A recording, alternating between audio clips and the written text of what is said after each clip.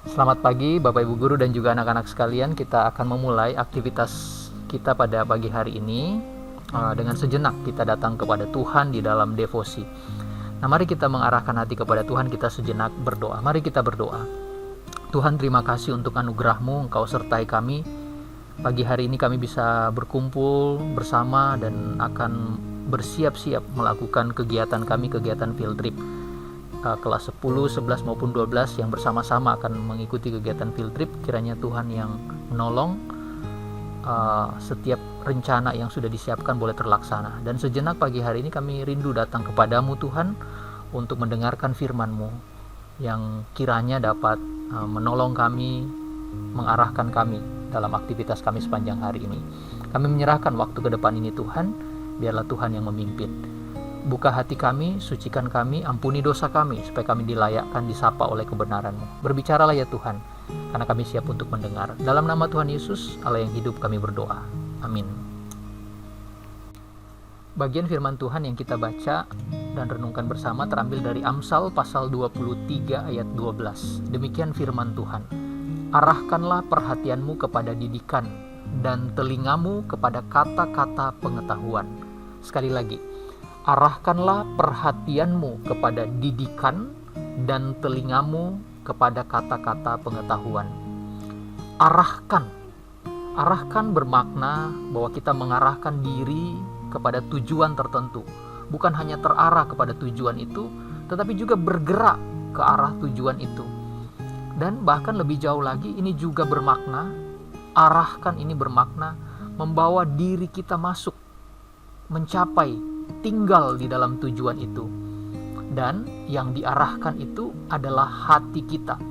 Arahkanlah perhatianmu. Di dalam perhatian itu ada hati. Di dalam kata perhatian, di dalam teks aslinya memang memuat kata Ibrani yang artinya itu hati. Hati adalah bagian terdalam dari manusia.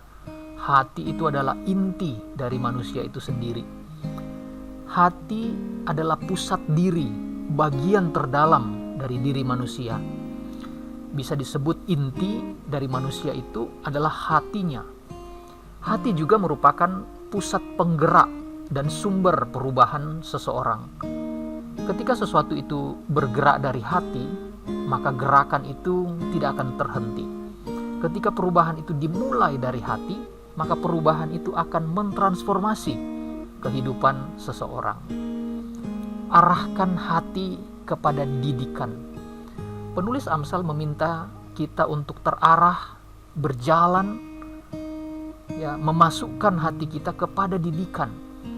Didikan atau pengetahuan di sini itu merujuk pada kebenaran atau hikmat yang membuat kita menjadi baik, menjadi benar, dan menjadi berguna. Arahkan hatimu kepada didikan. Apakah hati kita, hidup kita itu baik, benar, dan berguna saat ini? Ada orang yang ingin menjadi baik, tetapi tidak pernah menjadi baik karena ia hanya menginginkan kebaikan itu, tetapi tidak pernah menaruh hatinya kepada kebaikan itu. Tidak pernah berjuang menuju kebaikan itu. Ada orang yang sadar dirinya itu belum berguna bagi orang lain, tetapi hanya berhenti pada kesadaran, tidak pernah mengarahkan hati untuk menjadi berguna, tidak pernah mencoba lagi dan lagi menjadi seorang yang berguna. Ada orang juga yang berharap sikapnya itu menjadi benar, tetapi tidak ada tindakan nyata yang bergerak untuk menjadi benar itu. Mari hari ini dari firman Tuhan yang kita baca tadi, arahkan hatimu kepada didikan. Ini merupakan perjuangan sepanjang hidup. Mari bersama-sama sepanjang hari ini mengarahkan hati kita kepada didikan. Dengan begitu membuat hidup kita secara khusus hari ini itu menjadi lebih baik, menjadi benar, dan menjadi berguna. Amsal 23 ayat 12, arahkan perhatianmu kepada didikan dan, ini bagian yang kedua, dan telingamu kepada kata-kata pengetahuan. Arahkan telingamu, itu kata penulis Amsal. Alat indera Yang berfungsi penting dalam memahami suatu didikan itu adalah telinga.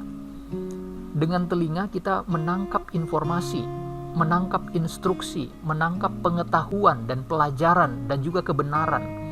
Karena itu penting untuk memiliki telinga yang terarah kepada kata-kata pengetahuan atau kata-kata kebenaran itu. Nah, sayangnya mendengar dengan baik itu tidak mudah.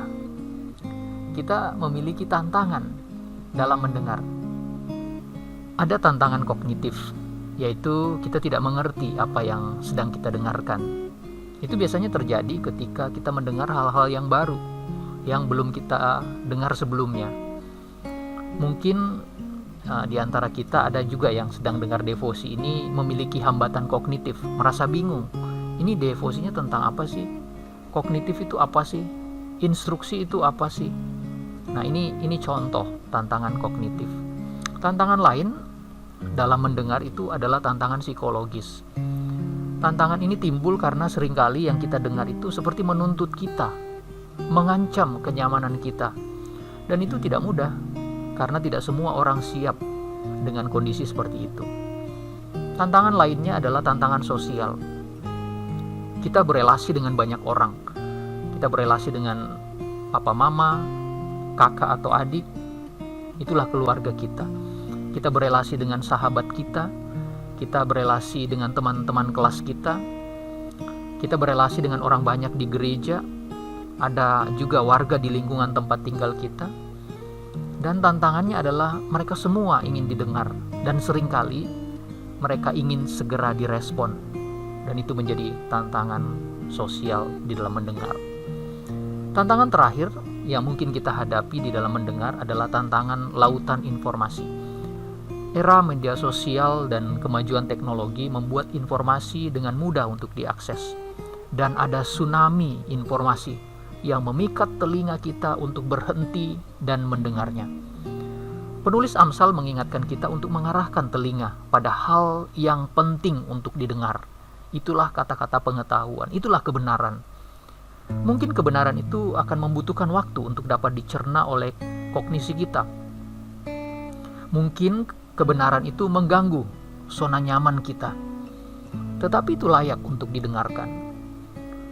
Di tengah banjir informasi, kita harus mengarahkan telinga kita untuk mendengar hal yang benar, hal yang paling penting, karena di situ ada kehidupan, di situ ada hikmat, di situ ada kebaikan, di situ ada perubahan hidup. Mari di dalam kegiatan field trip kita hari ini, mari kita arahkan hati kita kepada didikan dan telinga kita pada kata-kata pengetahuan. Itu membuat hidup kita hari ini menjadi lebih baik, jadi benar dan berguna. Karena telinga yang kita arahkan kepada kebenaran itu sama dengan mengarahkan hidup kita kepada sesuatu yang paling penting di dalam hidup ini, yaitu kebenaran itu sendiri. Selamat menikmati field trip, selamat belajar, dan Tuhan memberkati. Mari kita sekali lagi berdoa.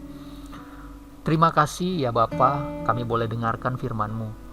Kami diingatkan untuk mengarahkan hati kami, telinga kami kepada kebenaran-Mu. Tuhan tolong kami, mungkin di antara kami yang saat ini mendengarkan firman-Mu, bergumul ya Tuhan, melihat kehidupan kami, apakah hidup kami baik, benar, berguna. Tetapi Tuhan ingatkan kami bahwa kebaikan itu ada ketika kami menaruh hati kami kepada kebenaran. Perubahan hidup itu ada ketika kami mengarahkan hati kami kepada kebenaran. Tuhan tolong kami di tengah-tengah limpahan informasi media sosial yang ada, kami mengarahkan hati kami untuk mendengar apa yang paling penting dalam kehidupan, yaitu kebenaran itu sendiri. Tuhan tolong kami sehingga di dalam upaya kami menjadi lebih baik, hidup benar, mengasihi Tuhan, hati kami senantiasa arahkan kepada kebenaran. Terima kasih Bapa, kami menyerahkan untuk kegiatan kami sepanjang hari ini, field trip yang akan kami lewati, tempat-tempat yang akan kami kunjungi, hal-hal yang akan kami lihat, hal-hal yang akan kami dengar, biarlah semua itu berkenan kepada Tuhan. Lindungi perjalanan kami, pergi dan pulang kami Tuhan, kami serahkan ke dalam pimpinan pertolongan Tuhan. Dalam nama Tuhan Yesus, Allah yang hidup, kami berdoa dan mengucap syukur. Amin.